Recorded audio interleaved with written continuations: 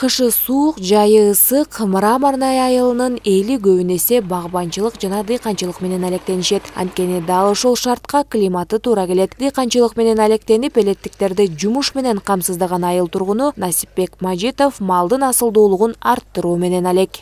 Бизде булар базардан алып келип коебуз. Бул букаларды базардан алып келип, тил жерден эмесине карабайбыз. Уйларыбыз бар, саан уйларды осеменение кылып, өзүңөр айтканда жана эмесине племясын карап, саан уйларды ушундай карайбыз да, осеменение. Букалар булар базардык эле.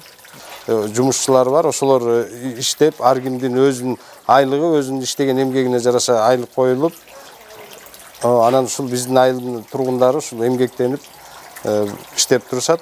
Учурда Мраморный эли айылында эмес, бүткүл Кыргызстанда малдын тоюту кымбаттагандыктан Насипбек Мажитов айыл чарба техникаларын лизингге алып, жер иштете баштаган. Учурда тоют чөптөрүнүн айдап себүү иштерин жүргүзүүдө. Биздин дыйкандар азыр айдап себүүнү толук баштадык. 30% уже бүтүрүп койдук окшойт.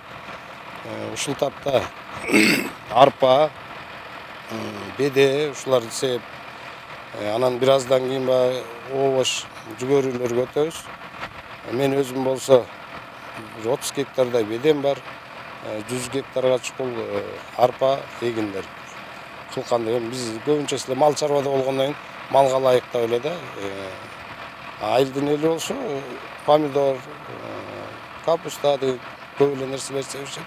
Жалпысынан бул чакан айылга жазгы талай иштерин жүргүзүүгө техникалар жетиштүү. Ал эми суга атсоонун тартыштыгын алдын алышып, БСРден жогорку тарапка насос менен суу жеткиришүүдө. Нурай Кайратова, Жумабай Исманалиев, УТРК Чүй.